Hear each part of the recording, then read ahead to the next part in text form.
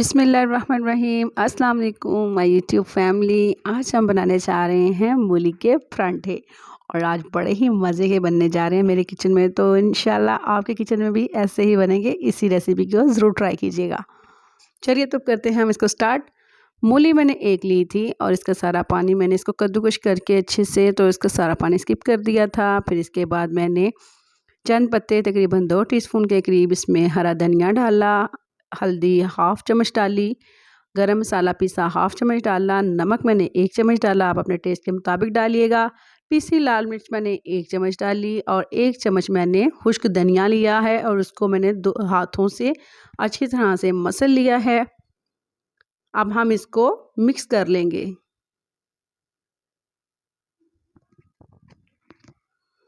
अब ये देखें, एक नींबू लिया है मैंने, आप ग्रीन वाला ले लें, येलो वाला ले लें, ये हमारे घर में ही लगे हुए हैं, मैंने वहीं से तोड़ के तो एक नींबू का सारा रस जो इसमें निकाल लिया है और इसके जो बीज हैं उनको हमने निकाल लेना है। अब आटा जो है जो हम रोज़ डेली रूटीन पे गूंदते हैं वैसे ही मैंने इसको गूंद के रख लिया था तकरीबन आधा घंटा पहले। तो इसके अब हम छोटे छोटे से पेड़े लेंगे। ये देखिए इस तरह छोटे छोटे पीस पकड़ के तो इसके हम पेड़े बना लेंगे। तकरीबन मैंने 2 रोटियों के पेड़े बना लिए हैं।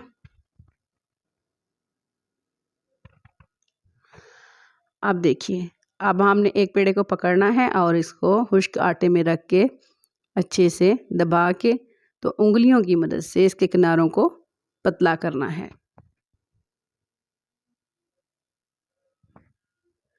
अब हम इसको बेल के इसकी छोटी छोटी सी रोटियां बनाएंगे। बड़ी रोटी नहीं बनाएंगे, बस बेल के छोटी सी रोटी बनाएंगे दोनों पेड़ों को, पहले एक को फिर दूसरे को। अब हमने जो मिक्सचर तैयार किया है मूली का वो इसमें डालेंगे।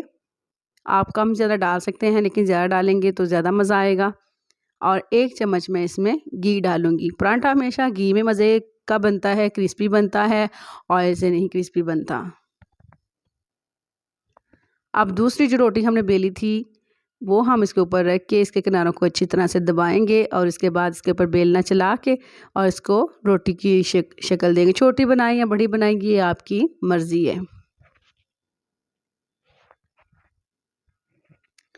अगर आपको वीडियो अच्छी लगे तो प्लीज़ मेरे चैनल को ज़रूर सब्सक्राइब कीजिएगा, मेरी वीडियो को ज़रूर लाइक कीजिएगा। और यहाँ पे हमने तवे को तकरीबन 5 मिनट से चूल्हे पे रख दिया था हल्की आंच पे।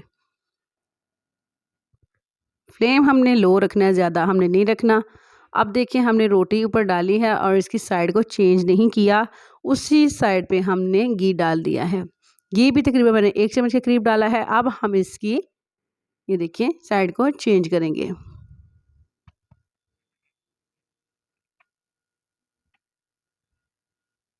अब हम 2 मिनट जो है ना इसको हल्की आंच पे, बिल्कुल हल्की आंच पे ऐसे ही रखेंगे ताकि इस पे ब्राउन कलर के हल्के हल्के से फूल बन जाएं और बहुत ही प्यारा सा एक कलर आ जाए। ये जैसे दिखने में अच्छी लग रही है वैसे ही खाने में भी क्रिस्पी लगेगी और ये चाय के साथ तो क्या ही बात है। अब इसी तरह मैंने ये दूसरी रोटी बना ली है, वो भी तवे पे डाल दी है और इसी तरह 1 चम्मच घी डाल के तो इसका भी मैंने साइड चेंज कर दी है।